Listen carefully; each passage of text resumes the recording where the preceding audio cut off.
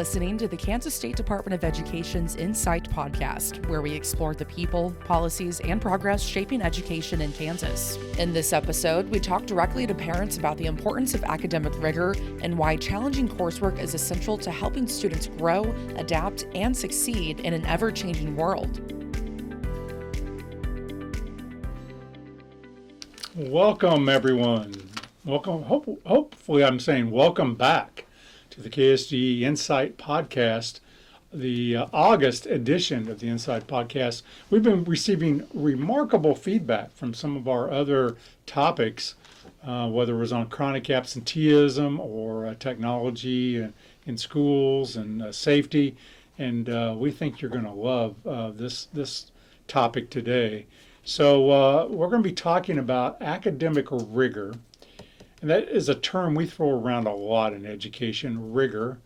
And we're going to really define that, not so much in the technical terms of defining it, even though we may get around to doing that. But we're going to really spend some time talking about what do schools do to really challenge young people, and why should we challenge people? And so when your kid comes home and says, this is hard, maybe we want it to be that way in a good way. So I'm Randy Watson, Commissioner of Education. Again, thank you for tuning in. I'm just going to go around Ben and Blake and ask you to just introduce yourself, tell everyone who you are, and then we'll get started with some great questions. Yeah, thanks, Randy. Ben Proctor, I'm currently the superintendent in Hesston USD 460. Had the opportunity prior to that to spend some time at the State Department of Education as Deputy Commissioner, and I would say learned a lot about academic rigor, how to build systems that support that, and just super excited to engage in the conversation today. I was almost going to ask, Ben, is it hard to say now you're the superintendent because we worked hard, to get you to say, no, I'm not the superintendent of schools, I'm the deputy. Now you reverted back. So did you slip right back into it pretty easy? I reverted back, and I feel like I never left because they put you in charge of the budget right away, you know, so you jump right back in and all those things. Got to have the budget. Blake. Well, appreciate you having me today, Dr. Watson. My name is Blake Vargas. I'm the proud superintendent at USD 436 in Caney Valley, all the way down in southeast Kansas. I have to say, Ben, we're glad that you're back among our ranks as a colleague, but you're definitely going to be sorely missed at the state level. Appreciate your impact and what you did to serve. But it's a great topic as we get back to it. There's nothing more exciting. I know both of us were talking to new teachers and getting things going, and we're excited to be able to bring this conversation and be able to talk a little bit about it today. Blake and Ben, glad that you're here, and can't think of two more distinguished people really to talk about this work, and because of the work that both of you have done in school districts and been at the state level to really try to amplify what students need, what's the level of education that students need in order to be successful. That's really what we're going to talk about. So let's just jump right in. We're going to be talking about academic rigor. And certainly, whether it's a band instructor or a coach or a teacher, I think everyone wants to talk about that and have high expectations. But Ben, I'll start with you. And again, we're just going to have a conversation, so we'll go not necessarily in any order. When you think of academic rigor, what are your thoughts as it relates to Hesston and how you want to see that play out for families in your district? Yeah, so I think the starting point for me in a way that can resonate at all levels, whether it's teachers, so we're right now in teacher engagement mode. We're bringing our staff back, and so there's some messaging with that, and a lot of it's going to be how we approach students, and we talk a lot in terms of clarity on what we want students to know and be able to do.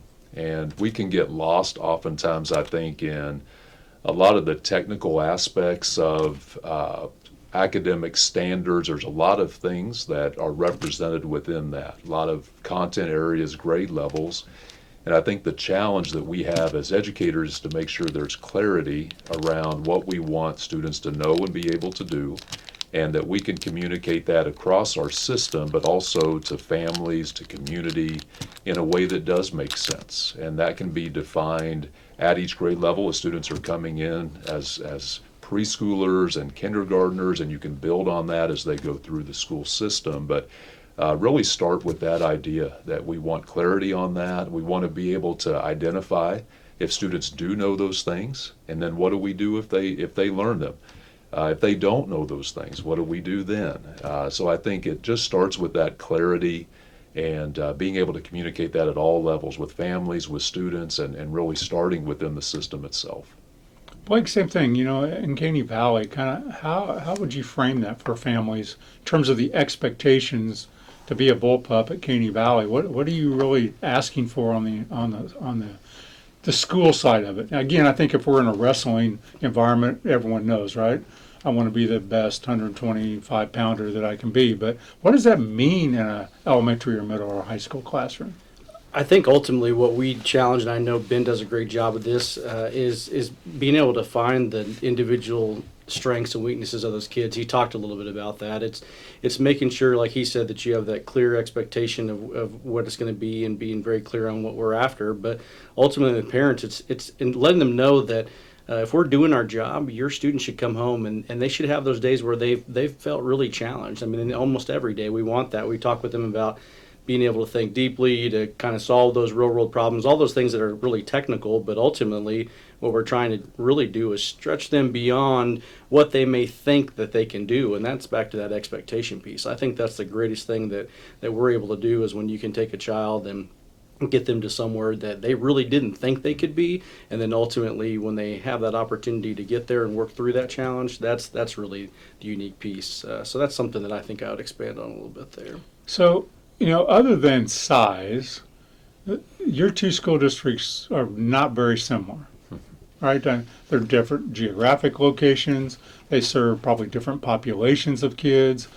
You're about the same size, almost exactly probably the same size, right? I mean, Pretty close. Very close. So let's start. Well, let's start on the teacher side, though. Then we'll get into a little bit of the student side. Everyone says, well, I send my kids. Teachers know what's best. They certainly have the best interest in art, and they want to educate my kid well. So then why don't we see, or do we see, these high level of expectations in every classroom? Do we, or what's the challenge, I guess, with staff as you both see it in your environment? Yeah, I would describe it as we see that in places, but we want it to be everywhere. And I've heard you, Dr. Watson, for years say we've got pockets of excellence, or those places within the system that are operating the way we want, that the teacher maintains high expectations, and you want to reduce that variability. You want to make sure that model exists for what expectations can look like. So I think that's part of the goal, is building that within the system. I think a lot of that comes down to leadership. I think I put a lot of emphasis on leadership at the building level. I think the principal matters and can really set a tone for that, and can leverage those expectations across staff as you build leadership capacity among your staff. And I think a premise for that are the expectations that we have for our students. But I think in our school system, and I was actually just talking to one of our principals yesterday about Caney Valley, not to give Blake too much credit, but they're one of those districts that stand out in that their students outperform where you think they might be. We have a different demographic than Caney. I think we perform about where we should, but Caney's one of those that outperforms where I think they could be.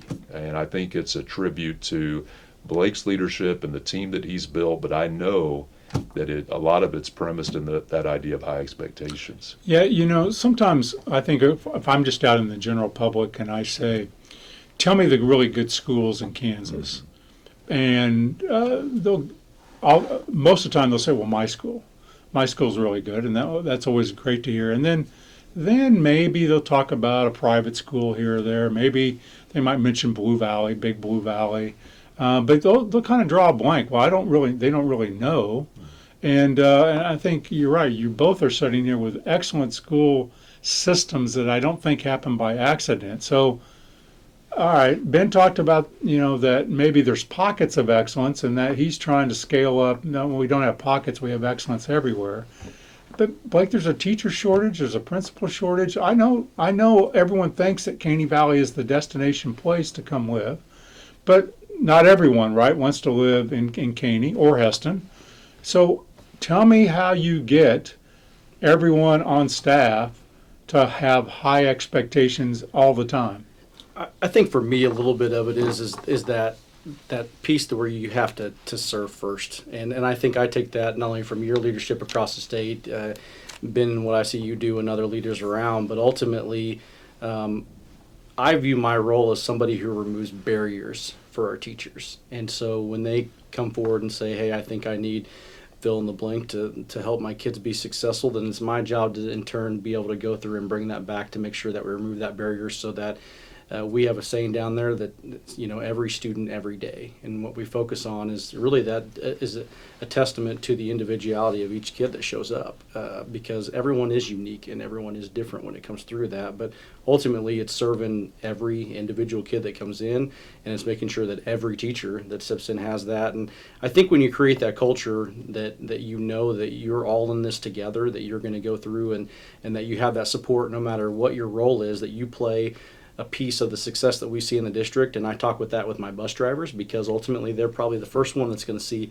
my kiddos when they're going to show up to our district, and how important that is to greet them well and to make sure it starts their day off. And then they head into the cafeteria to get a nice, good, warm meal, and so on and so forth, clean buildings. Every bit of that plays a piece in the environment that you have, but there's high expectations with every one of those roles. And I think that that's where it starts with, is being able to serve alongside, and you do a great job of that as setting that tone at the state level, and also other leaders across the state.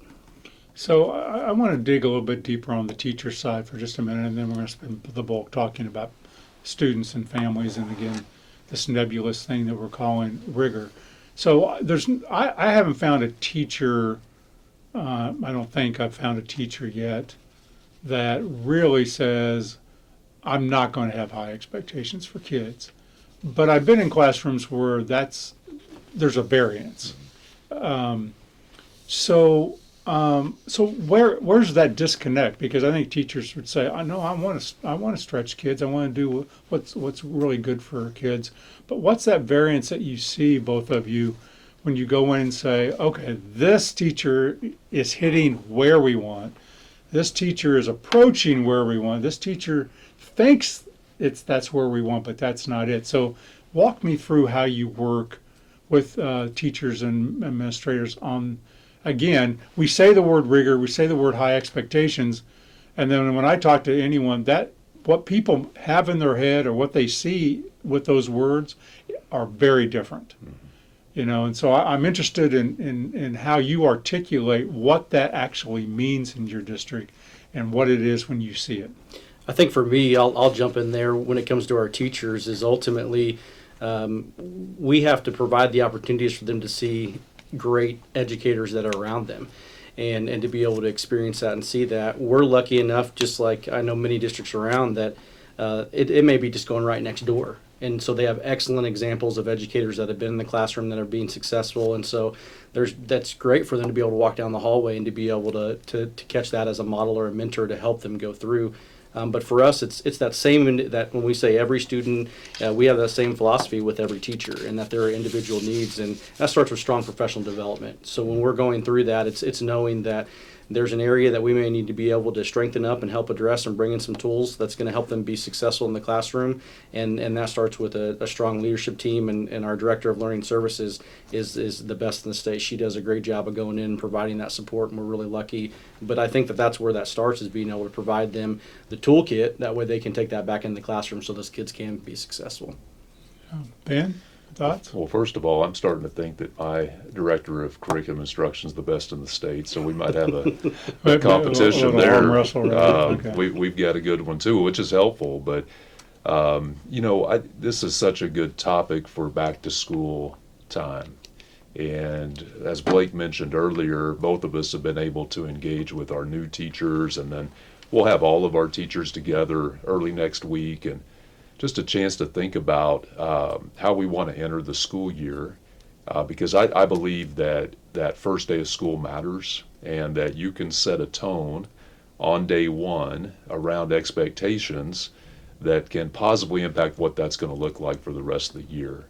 And we in education, we talk a lot about relationship building and the importance of that, and I believe in that. I think that's critically important. But I also think that my belief in relationships is really, it's centered in the idea that we want that relationship so we can push students. That we love you so much and care for you that we're going to expect the most out of you. And that has to extend to every student. That the student that struggles, the student that exceeds expectations, you want that relationship to be so strong so you can push each one of them to be the very best on a daily basis. And we were talking with our new teachers, and we call it a vision and framework document that really frames the priorities that we have in our district, and a lot of it's around instruction. How do we approach instructional practice and just setting that environment for good learning on a daily basis. And one of those elements that we have on that framework is we want our students to learn from mistakes.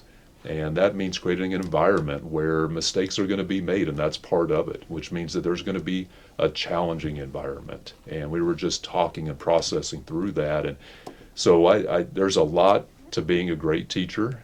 There's a lot to setting high expectations, but you can have a bad first day and recover. But if you nail that first day, and I think are really clear about what this is going to look like, and I'm going to push you to be your very best because I care so much about you, I think you're off to a good start.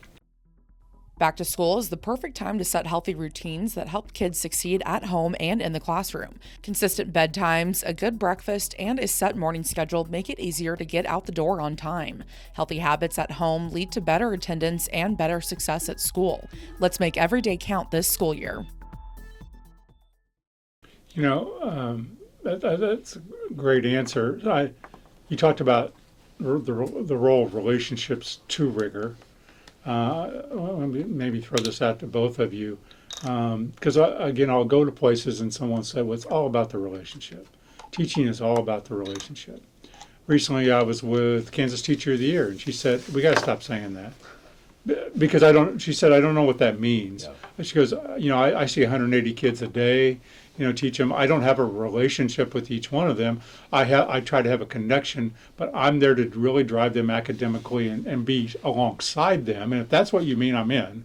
But she goes, I don't know that that's what teachers mean when they say that. And I just wonder if either one of you want to expand kind of on her comments to me, whether that's true or whether no. In our district, this is what it means. This is what it looks like. I think it starts with that trust, and ultimately it's our administration that has trust in us as their superintendent to make sure that we're providing the resources that they need to be in turn to get to our teachers. But ultimately, that's what I think of when I say that. When I think a relationship is, does that student that's in the desk, does that administrator, that teacher that's there, do they trust you to be alongside them? And I think that's what I've seen and witnessed around of those leaders, is those that are truly alongside them, that are in the trenches, that are aware and knowledgeable by being present, speaks volumes to them. And I think that's kind of where that starts, is that for that teacher, Ben hit it right on when he talks about that culture of being able to make mistakes. And that's one of the things I relate to my parents, is that ultimately we want an environment where they're going to feel challenged. And I've said it before, and I'll say it again, that if you've never failed, your goals aren't high enough. And that's kind of sometimes can sound odd when you first hear that, but ultimately what we're trying to say is we want to have an environment where it's okay to be able to have that failure, because ultimately what we're going to do is we're going to learn from it, and then make no mistake, we're going to figure out what it takes to overcome why we didn't get there, but that it's okay to go ahead. And that willingness, whether it be a teacher to put themselves out there and try a new initiative or work through a new strategy that they feel and have trust that their administrator is going to let them do that, they model that for the kids, and then in turn they're able to do the same thing and put their trust in the teacher to let them step out and challenge themselves as well in the classroom. I think just to piggyback, and I think I know where that teacher's coming from on relationships. It doesn't have to be this warm and fuzzy thing. I think authenticity that the teacher brings is critical, and you may not be that type of person, but I do think that there has to be a relational element that the student, and I think Blake's word is great, the student trusts the teacher, the student trusts that the teacher is looking out for them and is working hard for them and is committed to ensuring that they're meeting a high standard. And I think sometimes with relationships being so often talked about as a essential element, sometimes I think maybe we can confuse kindness a little bit for this relational idea that we're trying to build, and sometimes we're so kind that we don't want to challenge students, or when it gets hard, we back off, we let them off the hook. And that's where that environment that you create where it's okay to be wrong, kind of going again to that idea that in this classroom you're going to make mistakes. I'm going to challenge you in a way that's going to ensure that you're going to make mistakes, and that's okay. And you can build that right away. And so I think sometimes we're so kind in education. We go into education because we want to help, and that's great. But kindness can also be that you're not going to let kids off easy. And I think those are the types of relationships that then really change trajectory for kids, and that they know that this teacher's not going to allow me to do anything but my very best. And I think those are things, again, back to a previous question, that's where you see the best. That's where you see that excellence. And you want others, like Blake mentioned, you want others to get in that classroom and see that thing that teacher is doing, because that kid's okay getting it wrong. That environment has been created where that teacher has ensured that kids know that that's okay and they're going to learn from it and move forward. So it's amazing what great teachers do when it comes to setting those types of expectations. Absolutely. Blake, you have some new teachers this year, I assume? We do. How many? We've got 3. We're bringing on a new JAG-K program, and so we're excited to be bringing that opportunity. I was just with them last week. Yeah. Man, remarkable people. Amazing. We're so lucky to be bringing that program down there. It's one that I had previous experience as a principal when I was over at Phil Kinley in Coffeyville, and it was a great program there, and we're excited to be bringing that in Caney Valley.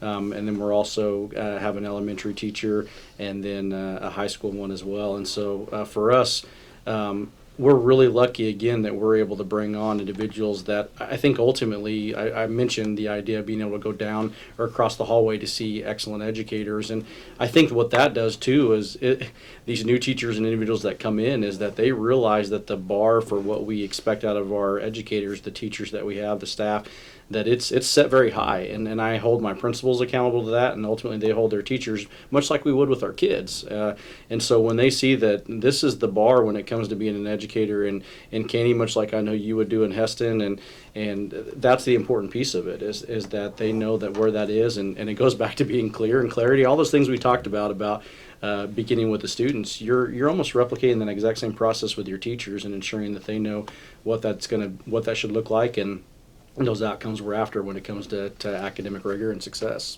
Ben, how many new teachers, not other staff, do you have this year, do you know? We have 6. 6. Mm-hmm. Is that pretty high for Hesston? Oh, it's a little high. Yeah, we've seen a little more turnover here in recent years than we have in the past. You've got some aging, some retirement, some things going on. So I'm a new teacher, and I want you now to speak outside of your district a little bit to everyone. And I just use my own experience. I want to do a good job. I want to relate to kids. I want to be a teacher first, and I want to coach. And I went to a 1A school. And, they were excited to have me. I was more excited that I got the job. And it was a 7-period day. I had 7 different preparations. I had no planning period.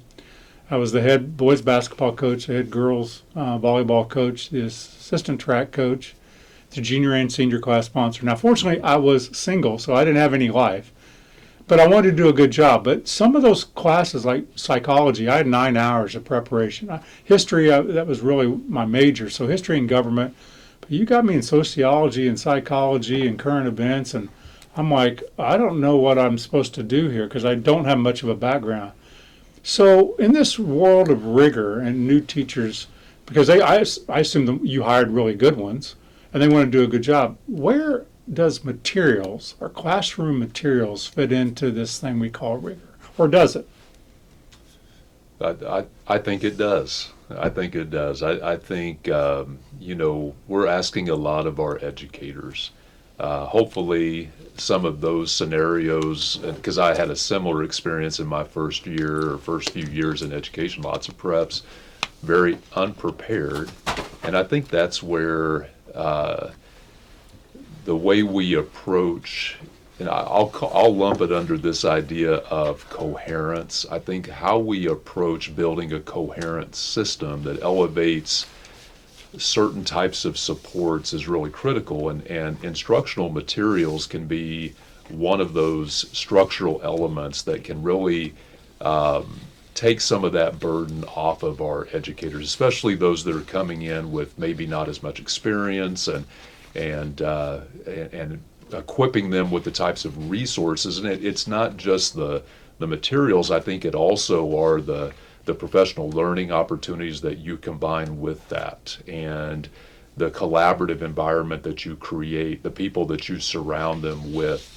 And we do have, I was just visiting with a young man, he's a brand new teacher right out of college. He's one of our new teachers, and we were chatting yesterday just about how he's feeling, because it can be very overwhelming. And he's overwhelmed, but he was talking about just the presence of a veteran staff around him and how he knows who to go to and that he feels very supportive. And so I think the resources that we provide, the people that we provide to support, all those things are going to lead to a more successful, especially start to a career or improvement as people are walking into a system, as an educator is walking into a system to really equip them with the type of resources that they need. But instructional materials matter and can really be a baseline for the type of instructional shifts and the instructional improvements that we want to see in our classrooms.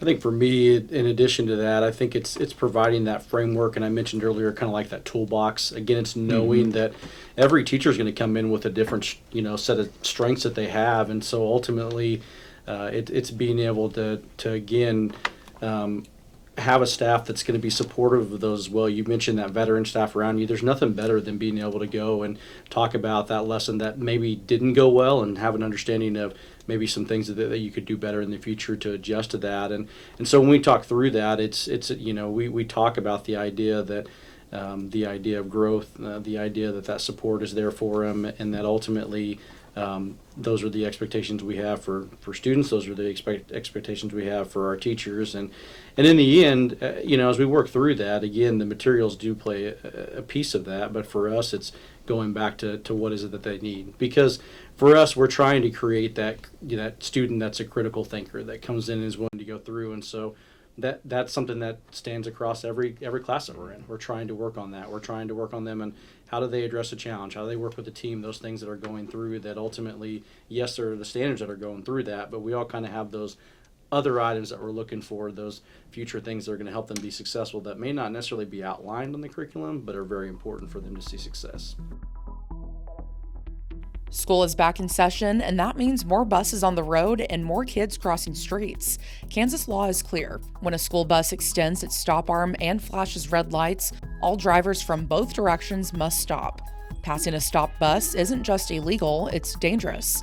Slow down in school zones, watch for kids at bus stops, and always be ready to stop when those lights start flashing. Let's work together to keep every child safe on their way to and from school.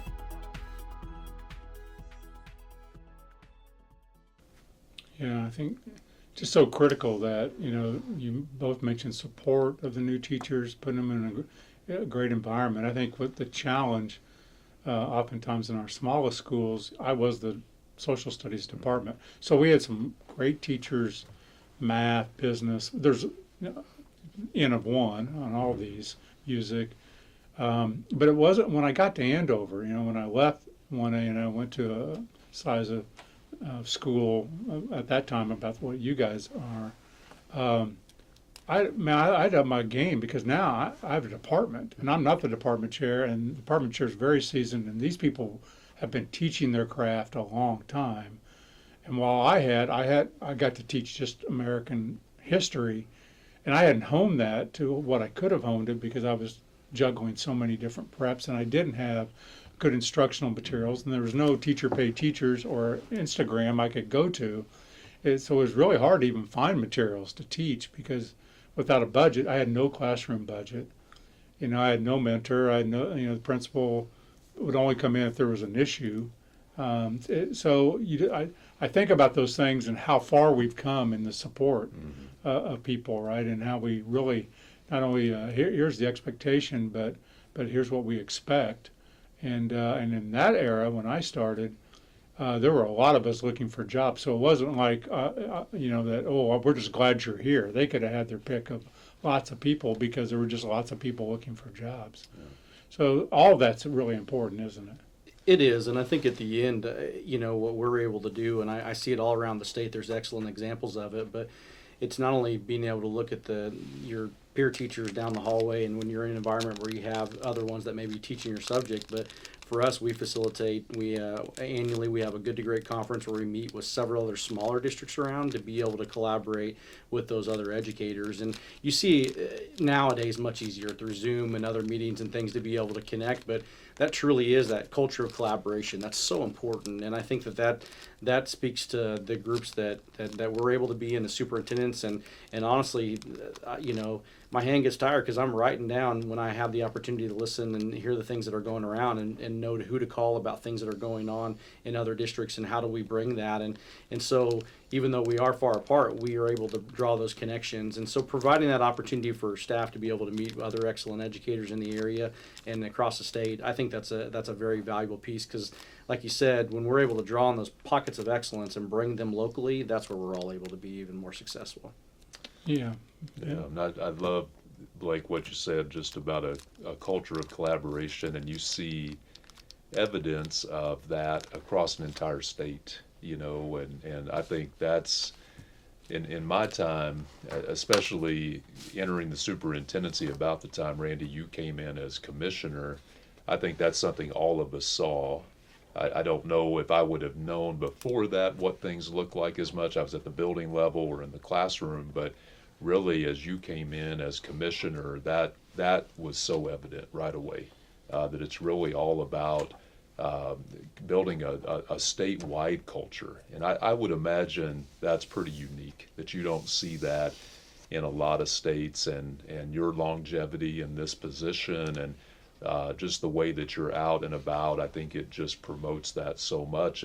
And now we're seeing teams of people who are working together to provide specific supports around the instructional improvements that are going to move academic performance of our students. And fairly recently, I was able to go to one of our large districts in the northeast part of the state and observe a series of kindergarten classes. And this was a district who has committed to ensuring they have high quality instructional materials, that they have teachers who are trained in structured literacy, and that they've got a great collaborative structure to support in teams teachers across a building. And what I observed and just walked away with was you could see variability in the experience level of teachers, for sure. There was one brand new teacher all the way to a teacher who'd been doing it for 30 years, and you could see the nuance and the experience level that 30-year veteran was bringing, but you saw, I would call it less variability in those two teachers because of the support that had been provided.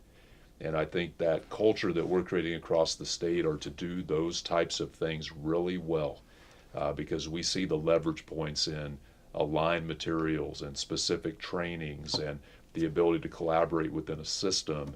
And I just think it's very exciting. I think it's an exciting time in Kansas. I think we're going to see continued improvement as the supports are really aligned in that way. As we talk, we're going to shift in just a second to students, kind of focus on students and families. But as we do that, both of you know, we are trying to put a lot of effort into this collaboration. And I would say, and Ben, this, we also set up these collaborative groups to be a little bit, by its very nature, a little challenging by just the people we put in it. Two of you are in an executive leadership group, and my guess is every time you're there, you think, wow, kind of good to be around these people. We have a Kansas Leads where we're bringing teachers together, we elevate leadership, we're trying to bring principals together. And then, I have advisory groups, and many of those are the top people in the state. But as we think about those groups, you both will appreciate this too. We're putting those together. We always think about what coaches call or directors call player mixing, where you've got varsity with a few JV, because the JV have to see this modeled every day, right? And sometimes people go, well, really, we're going to put that teacher in this group? Yeah, because they need to grow fast, because we have to have them right in those environments. Okay, now we're going to focus on the kids. All right, and Blake, I'm going to throw this out to you. What's your free and reduced lunch in Caney? We're just under 50%. Okay, so half of the kids, by how we define poverty in Kansas, are coming to school in a severe to a not quite severe, but in some form of poverty in our state. And we know you have high expectations, and we know you have teachers that care. As someone who grew up in Southeast Kansas, just going to give you a fairly typical. So here's a situation: single mom. We don't have a dad in the household. Mom is working 2 jobs. She's traveling to Coffeyville for one of those, and then she works at night back in Caney. So she needs some help watching her 3 kids, all of them in the Caney Valley schools. And by the way, sometimes things don't go well and they don't get to school on time. And we know your teachers care. So how do you hold high expectations when man, life's tough for that family? She's doing the best she can. I think ultimately it starts from day one, and that's what I think that approach from our teachers that we talk about is understanding the unique situations that they come from. When we say every student every day, every kid does show up differently, and we spoke a little bit about that. I know no one likes to go back to the COVID era, but that's what we talked about when we sent kids home, was that my first thing that I challenged our staff was to ask them how things were going there. We wanted to know what your situation was like. Did you have a meal? Did you need any other supports? And then we can get on to the academic portion.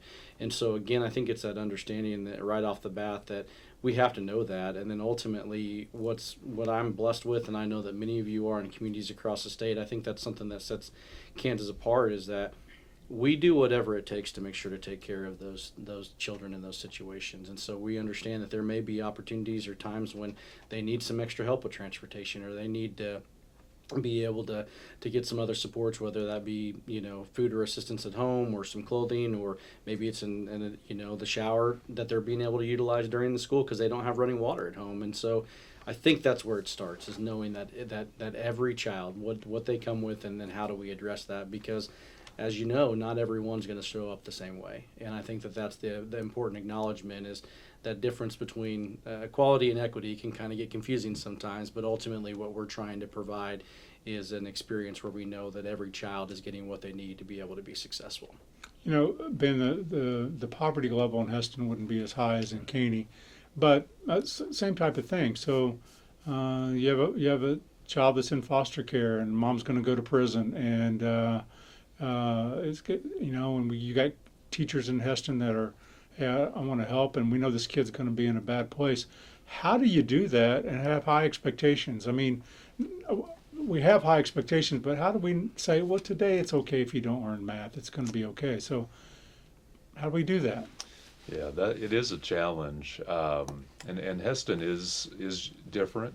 At least the demographic is different, but I think part of the challenge that we have, and I've experienced in a good amount of time there, is a lot of our students are coming to school without some of those disadvantages that I saw when I was in Southeast Kansas, but we have them. And that makes it not the norm, And sometimes that makes it more challenging in our type of environment where so many of our students are getting those basic needs met. And so for those that don't, they're not the 50%. It's a smaller percentage. And so some of the supports that we provide, we have to be very intentional about.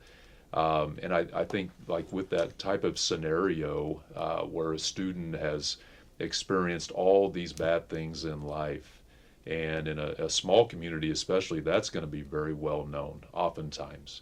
And so the tendency is to feel sorry or sympathy, which we all do, no question in those scenarios.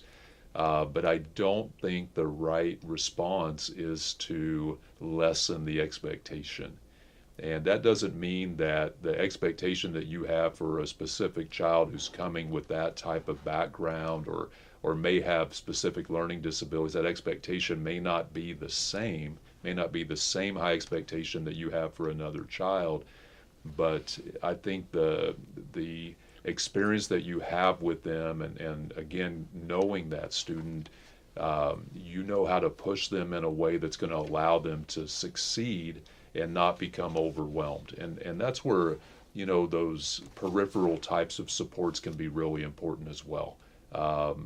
We've got great counselors in our schools and external supports that we can bring in just to ensure all those needs are being met. But the tendency, I think, is again to be kind and default to that.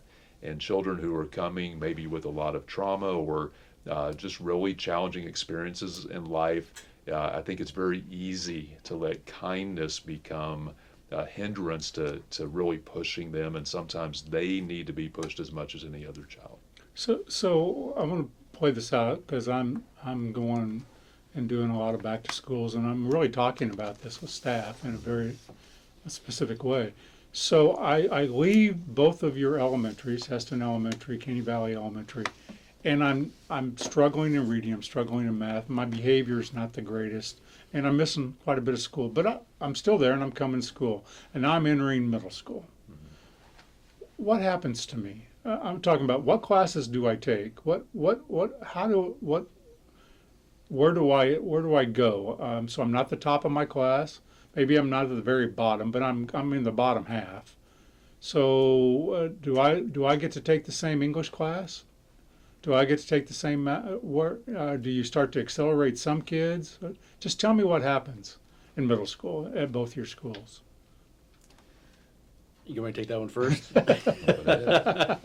I think ultimately, again, and I come back to when we looked at, we know that every child's going to show up with those different needs and those strengths. And what we first acknowledge is that ultimately there's something there that we can build upon. And so we look at what that is. By middle school, we're starting to develop some interest, and we start to see where those are. And so I think that's where we have that benefit of being able to say we might have some more things that are artistic in nature that may draw you to. We may have some things that are more hands-on, so we can get you into some of those construction style things, or graphic media, or things that are out there with with digital media and journalism and things of that. I mean, our ag program is huge in our community, and so I think ultimately for every child it is going to be a little bit different. So even if we may be struggling a little bit in some of our areas, what we want to do is, okay, where's our strengths at, and then how can we build an approach around that? And so again, that starts with knowing every child's need, being able to go through that, and ultimately that's what I think it really starts the preceding year. So as we're closing out a year, what we're really doing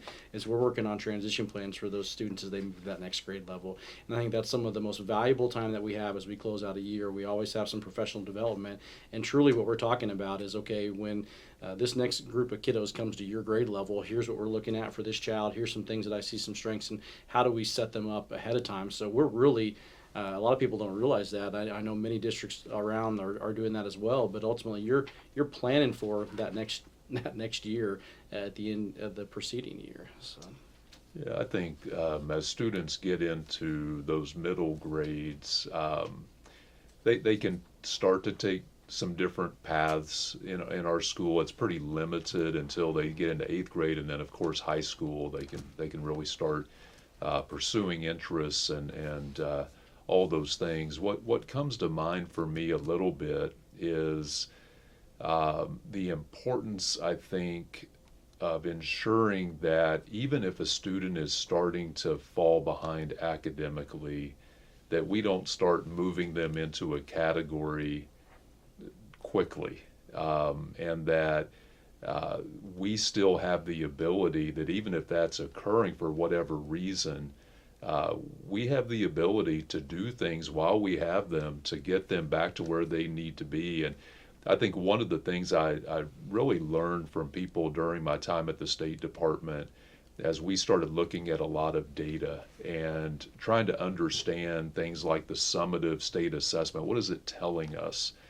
And the descriptors that we use as we start to evaluate academic performance, especially for those students that score at the lowest levels, the term we describe that as is having a limitation or being limited in their knowledge of a grade level standard. You know, those things that we want them to know and be able to do, they don't have as much skill in that area or as much knowledge in that area.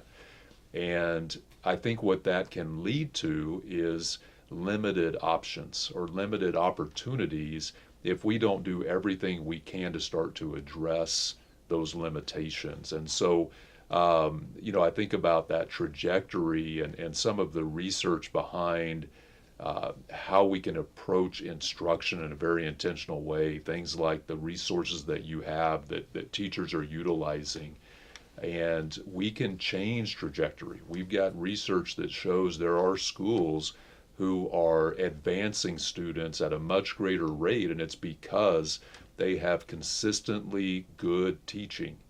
They do certain things that are very high leverage that I think our state has prioritized.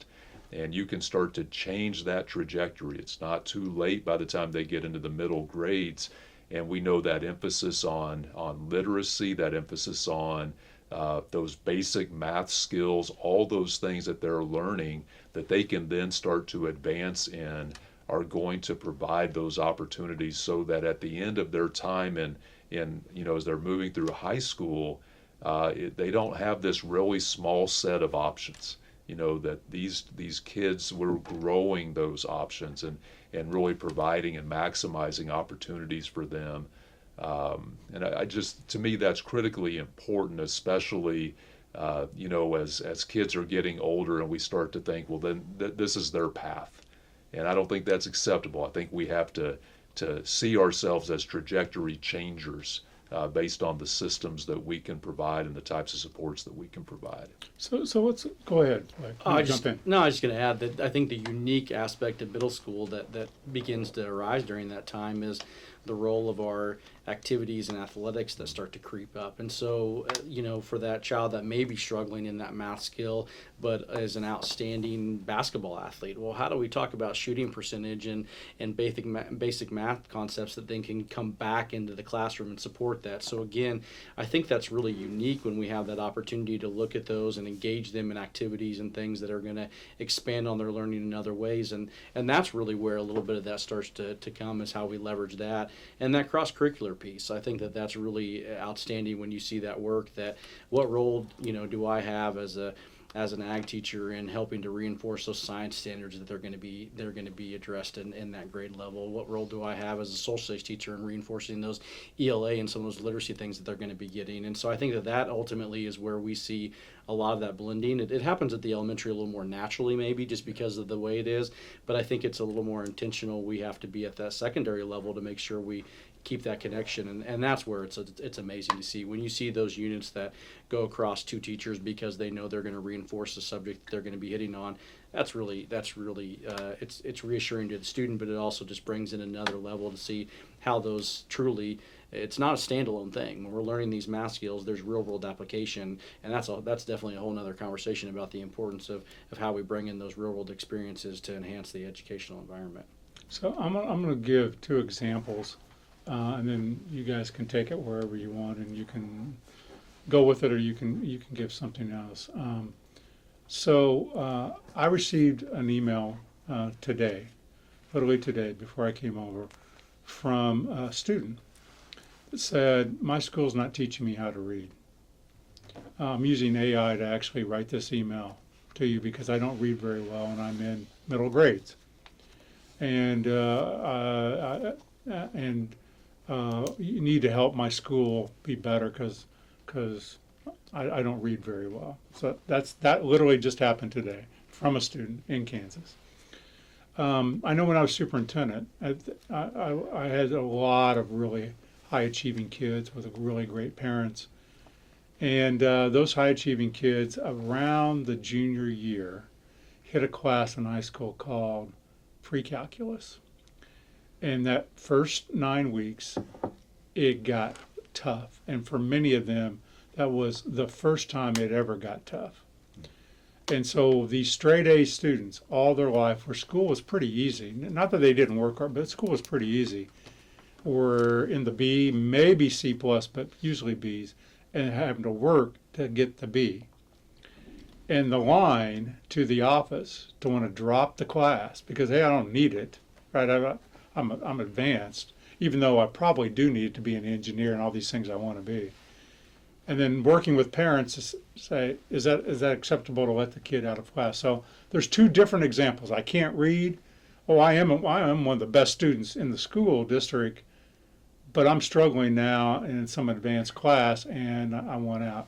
You want to take either one of those two and talk about then how rigor plays in your conversation with kids, your conversations with parents, conversations with staff. What do you do in those two situations if they're presented to you? Well, I'll tackle the student email a little bit, and maybe take it from the angle of, I think there's growing awareness among community members, families, parents, certainly educators, but we have really shined a light on literacy instruction across the country. And I think a student advocating for the things that schools should be doing at this point, because we know so much more, is a great indicator of the advancement that we've seen in understanding that should be an expectation of all school systems, that we're approaching literacy in a certain way, and we should be hearing advocacy for that at all levels, or people coming into our schools asking, are we still using outdated practices? And if that's coming from students or families, we shouldn't be threatened by that. We should be embracing the types of changes that we know are going to move literacy instruction forward to ensure that each child is not, we're not creating a limitation in that way. We're going to teach our kids to read because we know the research when they can't, and how that negatively impacts them all through school and through life. So I think that's a really good thing, as we're starting to get that positive pressure at all levels to approach literacy instruction really well. I have thoughts on the second one, but I'll turn it over to Blake. Let me just tell you, again, this is real as I'm driving over. So the another side, all right, but not related, but topic related. I get a call, I return a call, and I do, and it's a teacher, not in that school, all right, but in Kansas, saying, you're forcing me to take this letters training or do this, and I'm not going to do it. So are you actually going to really tell me that I'm not going to teach in Kansas? And my answer was yes. I'm going to really tell you that. And it's because I feel a responsibility to that kid. And I don't know without some evidence that you can do this. And you may be great at it. And I don't think he liked my answer very much, but that was, to me, that was the non-negotiable, right? Yes, because we have to have a certain level of expectation. But those two just, in my world, just collided on the way here. Blake, I jumped right in there and go. No, wherever you want to go. I'll expand a little bit on what you just mentioned. I think that is important, and I think you literally summed up the importance of setting that example as a leader. And so ultimately, you have your expectation for us as leaders across the district, as teachers, as those that are working with Kansas kids, and that's a reason why our administrators, we're getting ready to go through that same letters training, and again, firmly that whole model that if we're asking our educators that are going to be in there with the kids in the classroom, and we see the value in that, which I ultimately do, and I know we do as a state as well, then we've got to be right alongside there. So I'm excited to undertake that. I know it's going to be a big task, but ultimately it's one that I know based on research and evidence that it is what we need, and so I appreciate and applaud that is kind of the measuring, and that is the baseline there when we go through. But back to kind of what you talked a little bit about with that student that begins to kind of experience that first hurdle for them, and ultimately, hopefully, sometimes it is pre-calc. For others, it may be geometry. I know that for me, that's kind of when that one was. That conceptual piece of math was a little different than what I was used to, but I think the shift in that what we try to address is that ultimately we want that challenge or that experience to happen as soon as possible. And so when they enter the classroom, we go through, that's when I go back to what we talk with our parents about, is ultimately, inevitably, this is the same question I got from my parents that many of you did, was probably, how was school today? But what I would say to shift that is, what challenged you today? What was something that you found that was tough for you? What was something that, because ultimately that's what we're after. We want to make sure that those are the things that we go through. And so those are going to be, we expect and again, almost anticipate that every one of our kids should experience some type of challenge or failure as they go through. The key to that, though, is that it's okay, trust us, we're going to teach them how to get through that. And I think that's the whole thing we're after in the learning process, is that ultimately, myself as a leader, I know that I've experienced failure, but I figured out what I did wrong, addressed it, and moved forward. Principals same way, teachers same way, and everybody. And so ultimately, I think that's kind of what I would go back to, is that I kind of mentioned it earlier, but having those real world examples and those things that we can bring in that address, maybe I am struggling a little bit with that geometry, but hey, here's a great construction and geometry option that has a little more real world and application that maybe that just aligns more with the way that you naturally think, and we think that would connect. Again, same standard, same high expectation, but just given in a different way. If I asked each one of you to describe why the sky was blue, all three of us might have a different answer. I would expect, especially coming from two history guys. But ultimately, again, there's a piece of that may resonate with somebody based on just the way that we would answer that. And so I think that it goes back to that individual needs, and every student, every teacher, every individual who comes to our district truly needs. So we're about out of time. I really have loved this discussion with the two of you, and we have not only two outstanding superintendents, but the work that you both are doing represents really two outstanding school districts where, again, go look at the results. You can look at both these school districts and see that they're doing remarkable work. In this area of rigor, is there anything that we haven't talked about? Is there anything I'd really like to say this about our district or about this topic in our district that I just didn't ask in the right way, or you want to highlight? For me, just on my drive up today, just kind of thinking about maybe the current state in our district, or even what I can bring as a superintendent, working with the Board of Education and working with a team of administrators, and knowing that we're getting ready to kick off another school year, and priority for us is the types of things we want to do instructionally with students. And I kind of kicked off some thoughts as I was thinking about academic rigor, how we approach that with clarity. Just being extremely clear about the standards that we want our students to meet. And I think the challenge for whether it's a superintendent or a school board or those that are surrounding the educator, the teacher in the classroom, they need support, and I think that support can be in the types of systems that we provide and how coherent we are with that. And I think about some of the research behind building an instructionally coherent system so that teachers aren't having to make all these varied decisions, but you've given them the resources. You've provided the collaborative structures. You have a strong system to evaluate performance that's aligned to those things that you've prioritized. You don't have all these distinct systems that are making them have to experience so much variability, but you're tying all that together. And there's a lot of great research behind that. It's challenging. But I think that's our charge. As I think about the roles of boards of education, I think about administrators and all of us really trying to support what's happening in our classrooms, and just excited about the direction with that and learning from others how we can best do that. Great. Blake, any final thoughts? No, I think the only final thought I'll add a little bit, but I always had that mystery about how I got in that opportunity with the executive leadership, and I appreciate knowing that there's the JV and the varsity, and knowing that I knew the JV piece of that. And so again, I have to echo though that I'm just blessed to be able to have that opportunity to have that collaboration. And that's kind of what I would close with when it comes down to that rigor and the things that go along is. When you have that and the things that go along, the next piece of that is the consistency. And that really is the difficult piece that we're tasked with every day. When we talk about that, and we have something, and again, the state kind of has a similar model when we talk about leading the way and making sure things are, and really being intentional in their verbiage. And it was with us as well when we say every student, every day. And what we know is that today, what every student every day means is not the same as yesterday, and it's not the same tomorrow because we're continuing to grow, and that takes consistency, and that's not easy. And again, we're not going to be perfect every day, but we're going to continue on that small growth piece. And so I think that's the end of it. That's what I'd close with, is just that rigor is the same thing. That what was challenging for you today is ultimately going to be a little bit harder if we're doing our role, if we're doing our job to continue to push you to grow, and that's what we're about when it comes down across the state. And so appreciate the opportunity again to be here today. As always, excellent. Well, thank both of you, Blake Vargas, Ben Proctor. You probably have seen that I may have been playing with this illustrious pen. I pointed up here to the camera.